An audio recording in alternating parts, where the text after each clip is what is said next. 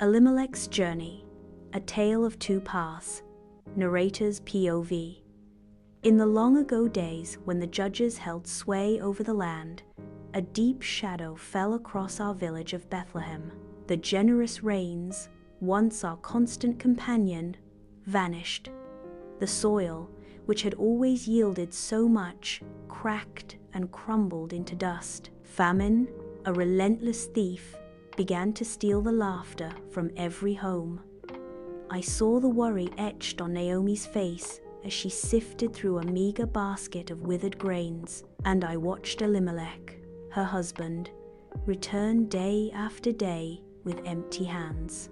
Their sons, Mahlon and Chilion, once so full of youthful energy, now sat listlessly, their young faces gaunt. Elimelech's burden grew heavier with each passing day. "Faith alone cannot fill an empty stomach," he'd whispered to Naomi, his voice raw with despair. He had heard whispers, you see, of a land to the east, across the great river Moab, a place still touched by the blessings of rain, where the earth remembered how to give. It was a foreign land, far from our customs, but a choice of survival. For his sons, he declared, they would go. And Naomi, with her enduring faith, took a deep breath and vowed to follow. A decade in Moab, 10 years passed, and what a change they brought. The Moabite village, where Elimelech's family settled, was a stark contrast to the parched land they'd left behind. Life here thrived, vibrant and bustling. The fields stretched out, lush and green, and the air hummed with the joyful sounds of a prosperous people. Naomi, though older, looked healthier now, the harsh lines of her past softened by contentment. She'd haggle playfully in the market with Zuri, a lively market woman embracing this new life.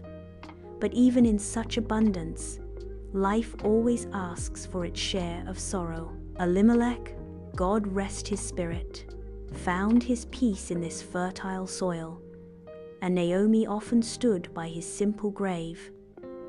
Her smile would falter, a shadow passing over her face. Yet her daughters-in-law, Orpah and Ruth, both beautiful, strong Moabite women, were a constant comfort. They worked hard alongside Naomi's sons, Mahlon and Chilion, who had grown into fine, dedicated men.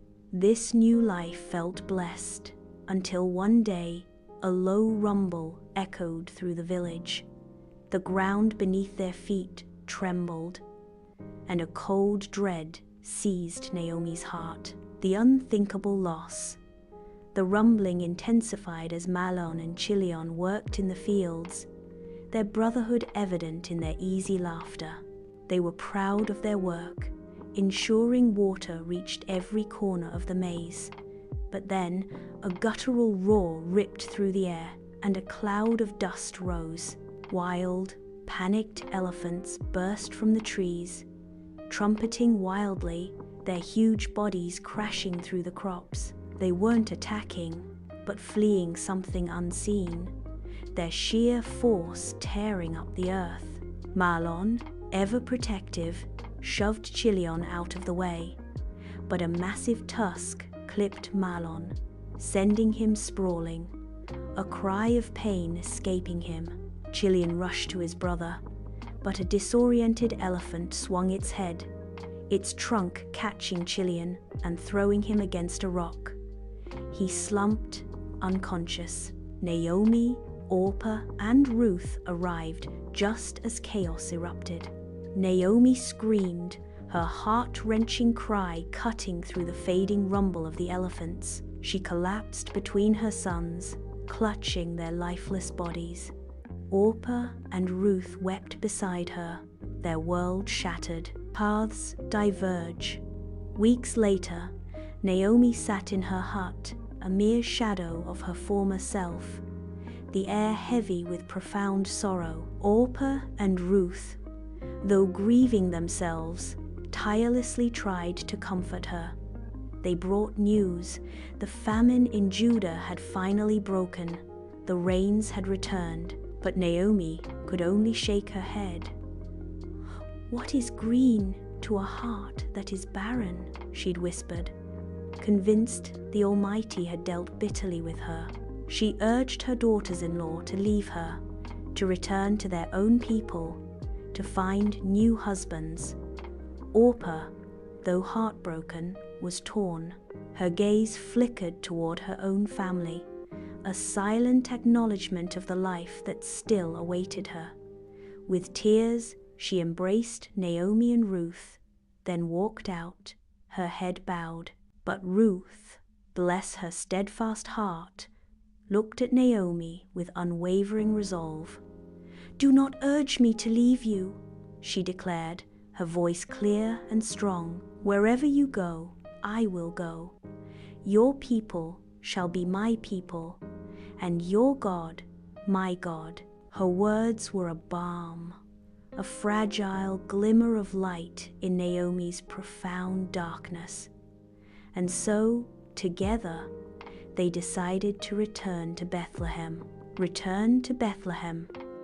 The village of Bethlehem was slowly mending. New shoots of green pierced the earth, and the communal well flowed with water once more. Naomi and Ruth walked into the village, Naomi with her head bowed, Ruth walking firmly by her side. The women at the well stopped their chores, their whispers spreading as they recognized Naomi. "Is that Naomi?" they murmured. "She has returned." Naomi raised her head, her gaze scanning the familiar faces. A fresh wave of sorrow washed over her. "Do not call me Naomi, which means pleasant," she told them, her voice raw. "Call me Mara, bitter, for the Almighty has dealt very bitterly with me. I went out full, and the Lord has brought me home again empty." Ruth stood by her, a silent pillar of support. Yet, even in this profound sorrow, a new chapter was quietly unfolding, unforeseen by their grief. The path ahead held more than just quiet healing. It held a secret that would challenge the very foundations of their grief. A shocking truth. A month later, a surprising visit occurred in Moab. I witnessed Chief Uthman, the wise leader, sitting in his tent with Orpah and his elders. Orpah's face was a mixture of sorrow and deep thought, and her confession was truly shocking. "The deaths of Mahlon and Chilion," she began, her voice trembling. "They were not an accident, Mother. They were a deliberate act."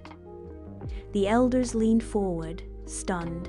Orpah revealed that a rival tribe, the Zikora, desperate from their own blighted crops, had driven the elephants into their fields to destroy their harvest, a calculated act of malice. Her brother, Jethro, had seen them, and she, Orpah, had seen the aftermath.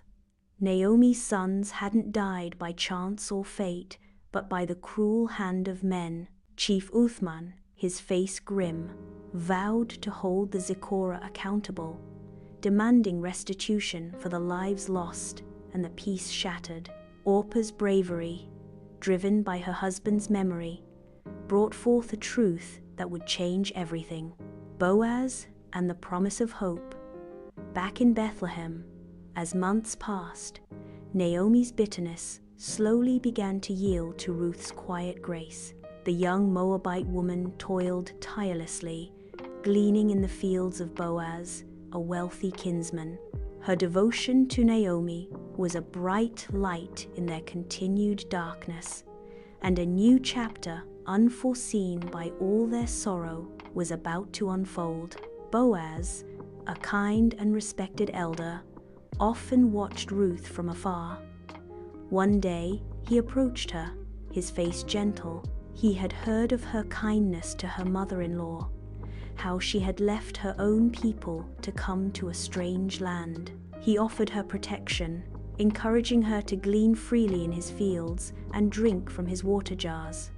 Ruth, humbled by his generosity, bowed deeply.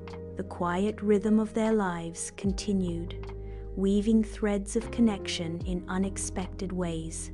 But the truth, like a seed buried deep beneath the soil, was waiting for its moment to bloom, promising to bring a profound shift to their lives. The revelation of justice one evening, as Naomi sat with Ruth, a knock came at their door. It was Chief Uthman and Orpah, a sight that caused Naomi to gasp in disbelief. Orpah, dressed in fine Moabite attire, was clearly carrying a great burden. "There is a truth that needs to be spoken," Chief Uthman stated directly. Orpah, trembling, confessed. The deaths of Mahlon and Chilion were not an accident, but a deliberate act by the Zipporah tribe. Naomi's face paled, the realization washing over her. "Not the will of the ancestors?" she whispered, tears streaming down her face. All these years she had blamed the Almighty. Orpah, too, wept, explaining her fear of vengeance, but her inability to let Naomi carry such a burden. Chief Uthman confirmed the Zipporah's confession and their agreement to pay a heavy tribute, a portion of which was for the families who suffered, most including Naomi, Orpah, and Ruth. The land, Naomi realized, had yielded more than grain. It had yielded truth and a new kind of harvest. A pleasant future months later, the fields of Bethlehem flourished, vibrant with new growth. Naomi stood, a small smile on her face, watching Boaz work. The truth, finally revealed, had brought not only a different kind of sorrow, but also a different kind of healing. The burden of unfair blame had lifted, allowing new seeds of hope to take root. The Zipporah's tribute had eased their present burdens, allowing Naomi to live comfortably and giving Ruth an independence that only further enhanced her appeal in the village. Orpah, now a highly respected figure in Moab, had reconciled with her loss and embraced her role in bringing justice. Naomi approached Ruth, her gaze soft. "My daughter," she said, "you have brought me more than food. You have brought me life itself." Ruth smiled, glancing toward Boaz. "The ancestors work in mysterious ways," she replied. "They closed one door, but opened another." And Naomi, with a knowing look, agreed. "Indeed, my dear. Call me Naomi again, my daughter. For once more, life has become pleasant." They looked out at the blossoming fields, a testament to resilience, justice, and the beautiful, unexpected twists of fate that shape a life.